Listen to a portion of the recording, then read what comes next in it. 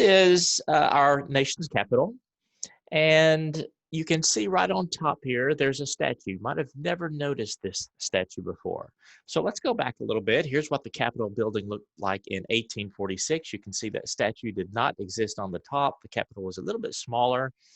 And so in the late 1840s, the federal government decided to expand the size of the of the U.S. Capitol. And they put this guy in charge. This is Jefferson Davis. Jefferson Davis was from Mississippi. He was the Secretary of War during the early 1850s. And you might not know this about Jefferson Davis, but he was one of the largest slaveholders of the 1840s and 1850s. He had a huge plantation in Mississippi, had a lot of enslaved humans there, and he was the Secretary of War. He's eventually going to be elected as the President of the Confederate States. This is going to happen when the Civil War starts. We'll get there in just a few lectures. But in the early 1850s, Davis was the Secretary of War. He was put in charge of renovating the U.S. Capitol. All right, so he hired a guy named Thomas Crawford. You don't need to know Thomas Crawford's name. You don't need to remember that. But Crawford was a sculptor. He was an artist.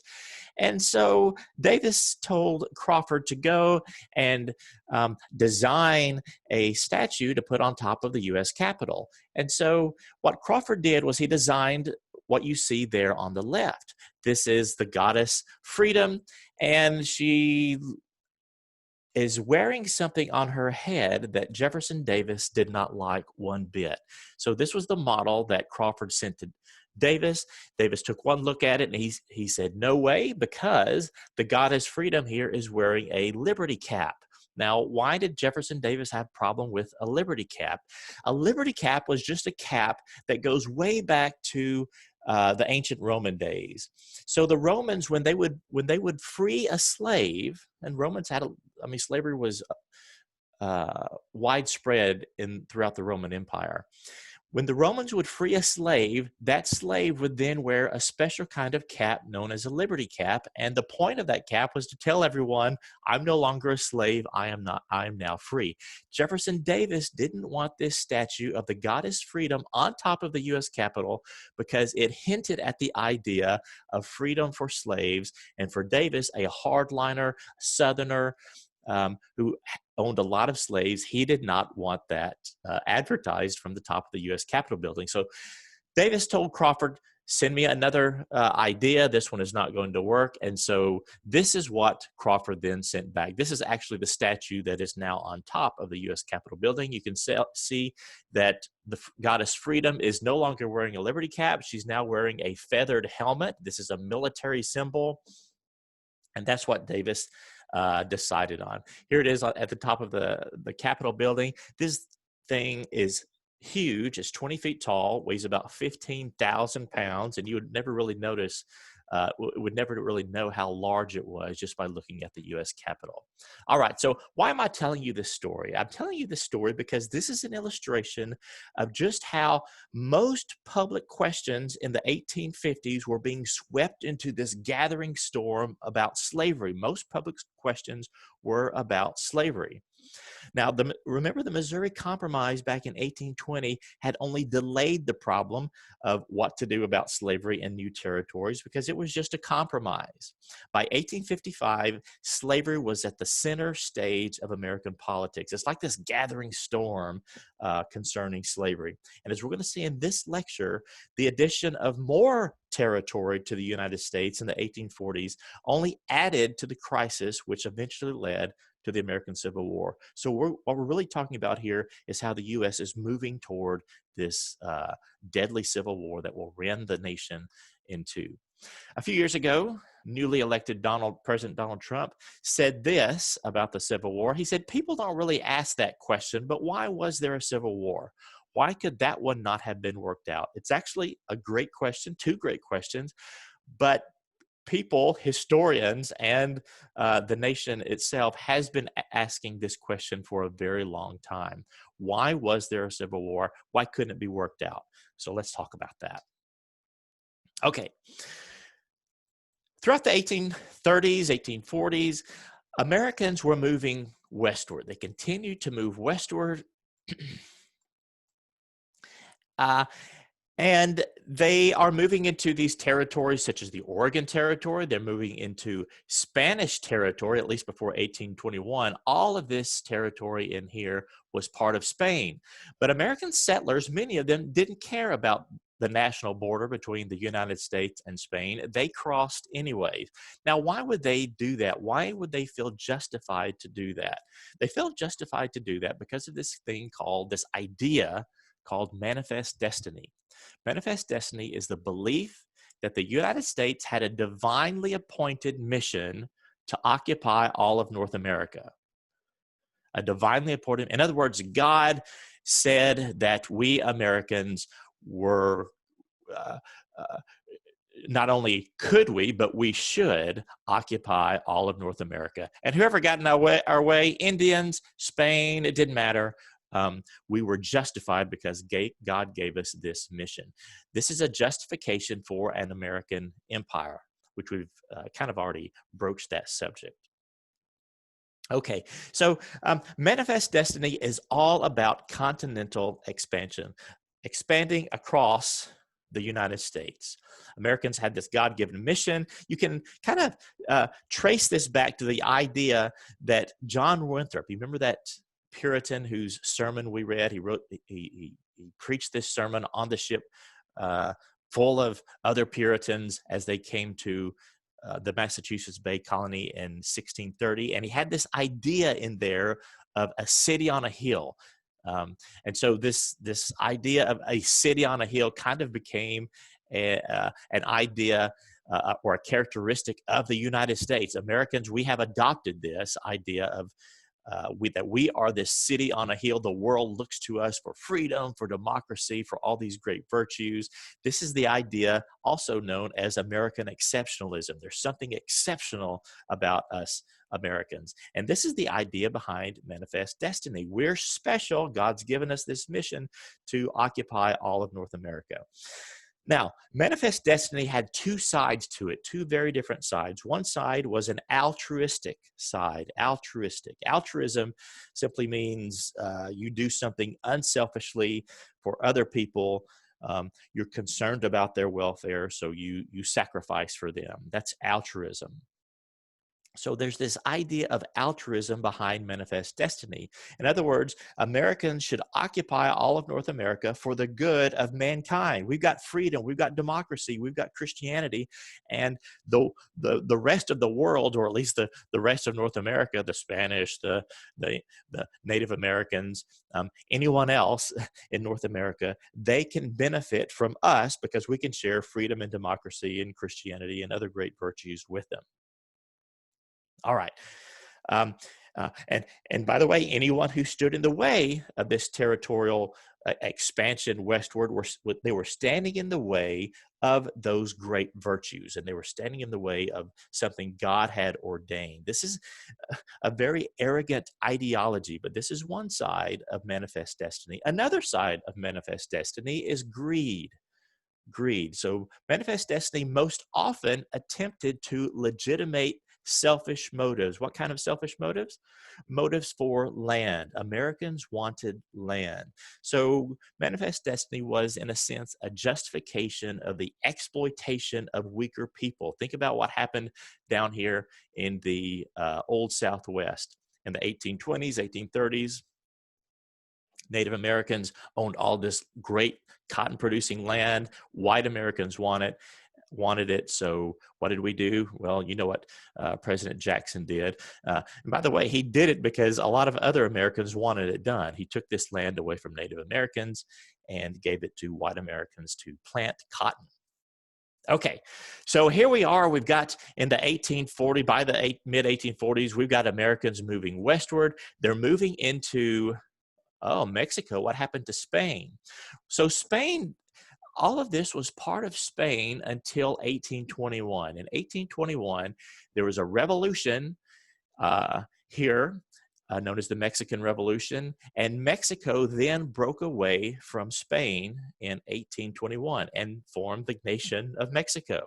Mexico was a republic, just like the United States. They elected their policymakers. So after 1821, there are two republics in North America, the United States and Mexico. And of course, Mexico goes, I don't know what's going on with my pointer here. Mexico extends much further south than what this map shows, but this is part of Mexico after 1821. So we've got a new nation, Mexico, side by side with the United States, as in that throughout the 1820s, early 1830s, many American settlers are moving west across the border of Mexico into Mexico. This is a lot different than what we see happening today, right? We see a lot of Mexicans moving northward into the United States, but there was a time in the 1820s and 1830s, Americans were moving into Texas. All right. Now, as Americans moved into Texas, they brought their slaves, at least the slave-owning Americans did. Now, first of all, why do they want into Texas? They wanted mostly into eastern Texas because this was great cotton-producing land. And they're bringing their slaves in the late 1820s, early 1830s. There's a problem with this. Slavery was prohibited in Mexico. After 1830, Mexico passed a law, slavery was prohibited, and so these Americans bringing their slaves were breaking the law. So we had some tension between this area known as Texas, which was really just a state in Mexico that now has lots of wealthy Americans, slaveholding Americans who are breaking the law. So we've got some tension after 1830 in the Mexican state of Texas. And as many of you know, Texas revolted, or at least the white settlers in Texas revolted and won their independence in 1836, creating the Republic of Texas. All right, so what we've got in 1836, beginning in 1836, is a third republic in North America. We've got the Republic of Mexico, we've got the United States, which is a republic, and now we've got the Republic of Texas, the smallest of the three, but still a republic. Now, Texas, even though it's its own nation beginning in 1836, it did not want to stay its own nation. It wanted to become a state in the United States. That's what it was angling for. It wanted to become a slave state because, remember, there are a lot of slaveholders here. Now, the federal government, the U.S. federal government said, no, Texas, we're not going to allow you into the Union. And they said that for two reasons. Why would the U.S. federal government not allow Texas, the Republic of Texas, into the United States as a state? Two reasons. Number one, Congress would be unbalanced if Texas was allowed in, because again, Texas wants to be allowed in as a slave state. Remember Felix Grundy giving that speech back in 1811? He mentioned that the United States needed to preserve the equilibrium of the government. What he meant here was that we needed to preserve this idea that there were equal number of slave or free states and an equal number of slave states in Congress.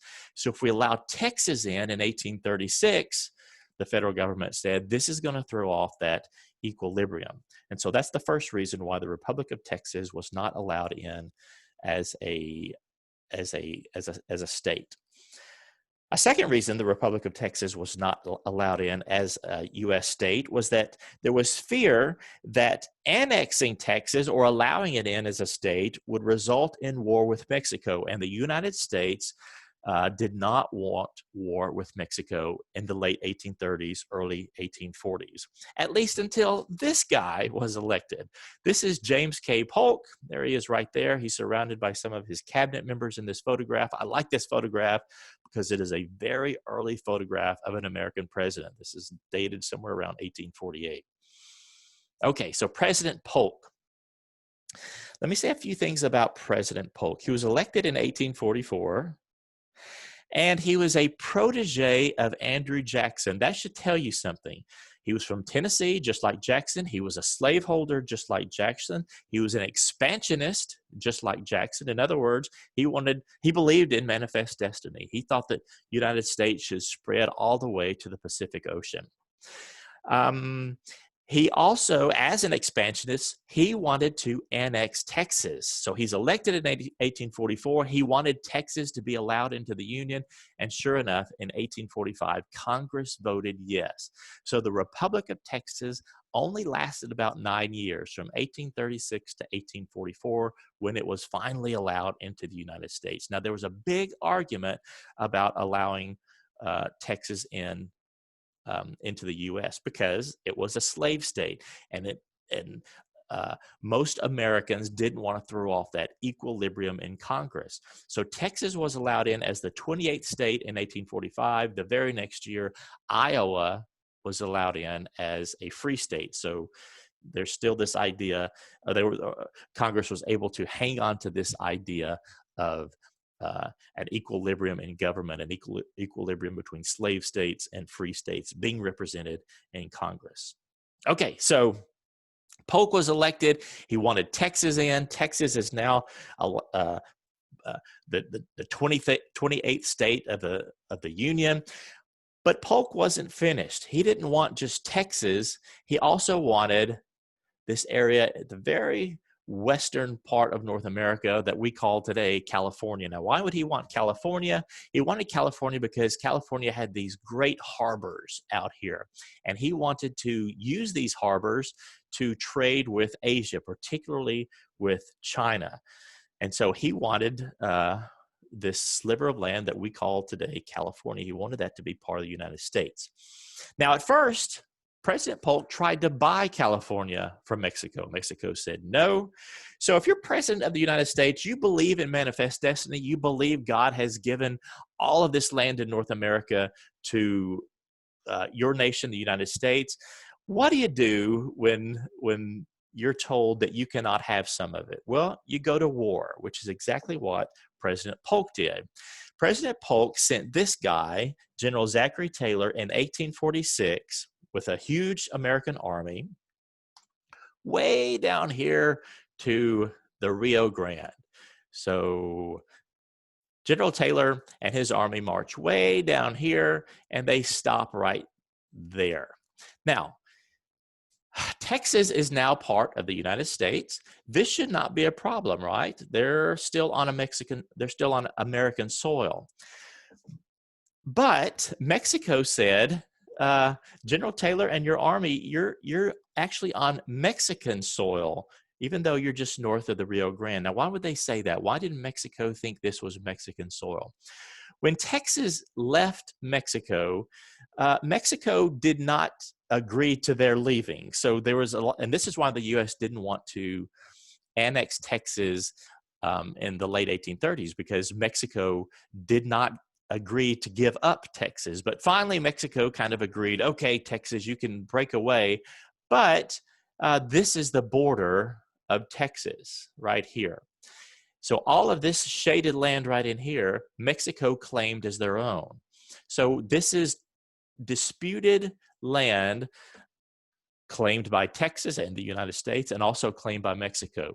So when President Polk sent Zachary Taylor and the U.S. Army down to the Rio Grande, he knew what he was doing. He knew that he was sending them on what he claimed to be U.S. land, but he also knew Mexico claimed that land. And once an American army entered Mexican territory, or at least what Mexicans thought was Mexican territory, he knew that they would send an army and declare war on the United States. And that's exactly what happened. President Polk provoked a war with Mexico. Why did he do this? Because he wanted to go to war and win California.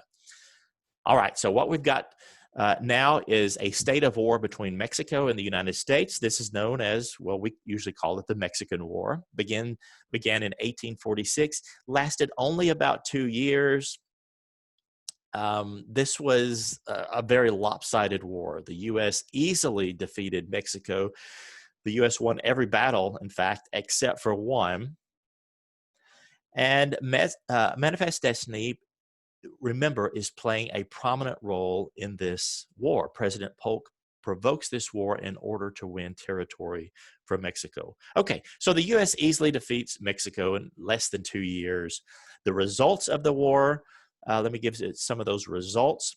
One was that almost half of Mexican land was annexed by the United States. So the U.S. wins, they defeat Mexico, and what do? We take almost half of the nation of Mexico. We annex it. So here's a better map. So all of this became part of the United States. We annexed this part. This was, again, about half of the nation of Mexico. This was larger than the Louisiana Purchase. So this is a big piece of land. Now, on this land lived a lot of people. There were about 150,000 Indians who are now Americans. There were about 100,000 Spanish-speaking Mexicans who are now Americans. So one of the things this did was allow in a lot more people of color. And you can imagine this complicated the idea of race in the U.S. Before now, race had been really about being white, being black, or being Native American. Now, Spanish-speaking Mexican Americans are part of the mix. So we've got this a bit more of a complicated scene of race in the United States. By the way, the U.S. ended up paying Mexico about $15 million for damages, but still, we took a huge part of Mexican land that became the United States. All right, so you can imagine what has just happened, or just look at what has happened. We've now complicated the problem of what to do about slavery in new territories because we've added a lot of new territory to the United States. Let's just pause on this map for a second. So all of this is territory that was won from Mexico during the Mexican War. Texas was already part of the United States, but this area, which would eventually become the states of California, Nevada, Utah, Arizona, added, and parts of New Mexico and Colorado and Wyoming, added to the United States. Now, this is a lot of new territory. Is it going to be slave? Is it going to be free? Well, this is going to be a point of contention among Americans. We're going to argue about this. Ralph Waldo Emerson said this at the end of actually before the Mexican War ended. He said, the United States will conquer Mexico. Most Americans figured we would easily defeat Mexico, but it will be as the man who swallows the arsenic, Emerson said. Mexico will poison us. And what he meant by this was we've got all this new territory and we're going to argue over whether or not it's going to be slave or free. Here's an interesting painting. You might have seen this before. This is, the name of this is War News from Mexico, painted at the end of the Mexican War. You can see some white men at this hotel, and they're reading the newspaper, the latest news from Mexico. And you can kind of see right over here to the right, you can see this woman poking her head out the window. She's not invited on the front porch. She's not going to be part of the discussion about the Mexican War and what will happen as a result of it. So this is kind of saying women at the time were not part of politics, but they're interested. They're wanting to be involved. And down here in the lower right, you see two slaves. They're looking up. They're definitely not going to be part of this discussion, but their fate hinges on what happens with Mexico and what happens over the next few years. So this is a painting just showing the results of that war. Okay, so the big question now is, will slavery expand into this new territory? Southern whites, what do they say about slavery expanding into the new territory? They say, of course, let's expand slavery into the new territory. They had a moral argument. Southern whites say, yes, let slavery be expanded into the new territory. Number one, because it's morally a good thing. Slavery is morally a good thing. Remember their argument that slavery was a positive good. They also have political reasons for wanting slavery into the new territories. They want the new territory that was won in the Mexican War to be divided up into states, as it would be, and they wanted those states to be slave states, to send senators and representatives to Congress in Washington, D.C., so that slave interests could control Congress. They also had an economic reason. They wanted slavery to be extended. All right, so Southern whites say yes, extend it. Northern abolitionists, and remember there aren't a lot of Northern abolitionists, but they're very vocal.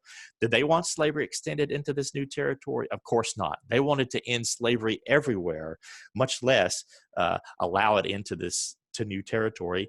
And they have a moral argument because they said slavery was evil. What about Northern white colonizationists? Do they want slavery extended? Well, they say no, but they don't have a strong opinion here. Remember, they're concerned about economics. We're talking again about Northern white colonizationists. They have an economic argument why they don't want slavery up here because they don't want, free blacks living up there because they don't want white laborers to have to compete against free blacks in the North. So they have an economic reason for not wanting it expanded, although, again, they don't have a very strong opinion on this. Now, let me introduce you to one final group here. We know Southern whites want it extended, and Northern abolitionists don't want it extended. Northern white colonizationists don't want it extended. But let me introduce a new group. We're going to call them the Free Soilers. This is known as the Free Soil Movement. And we're just going to call these Free Soilers for short. They do not want slavery extended into this new territory. So they oppose the expansion of slavery into new territories. And they oppose it because they know that if slave labor is allowed out here in this new territory, white workers being paid wages cannot compete against them. In other words, white workers will require more pay than slaves will be given. Slaves won't be given any pay, so their labor is very cheap, and white laborers simply cannot compete against them in the job market. So free soilers want this new territory to be free soil, no slaves allowed. Now, these free soilers are against the expansion of slavery. They are not abolitionists. Their argument is purely economic. They are not making a moral argument. They're racist. They're very racist. They don't really care. Free soilers don't really care about slavery in the South. And one of the reasons they don't care is because they're not concerned about slaves. They're simply concerned about the economics of the new territory, whether or not white laborers can get a decent job. As far as slavery in the South, Free Soilers say we can't do anything about slavery in the South. Congress can't end slavery, and this is a common thinking at this time. It was thought that Congress, and Abraham Lincoln thought this, Congress could not do anything about slavery where it already existed, because slaves were, remember, legal property. They were chattel, and the government no one can take away your property. Here in the United States, we are very proud property rights people, right? We think we have the right to our property, the right to our chattel, even when it is human property. So government can't take that away. And so free soilers didn't care about slavery in the South. They just did not want it extended into these Western territories because they didn't want white workers to have to compete against slave labor.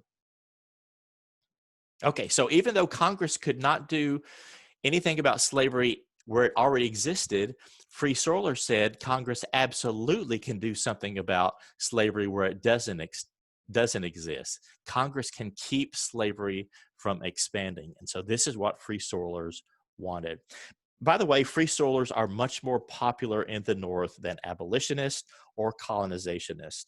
Abraham Lincoln was a Free Soiler. He was also a colonizationist. So we've got some overlap between those groups. All right, so we've got very different opinions, very different strong opinions on what should happen in the new territories regarding slavery.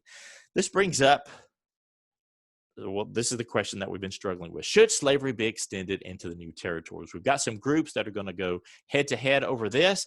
And this brings us to the year 1850, a very pivotal year, because this is the year 1850 is going to provide the spark that we need in order to figure out just how to answer this question of whether or not slavery should be existed. And this, the the the spark was the territory of California, which wanted to become a state in 1850.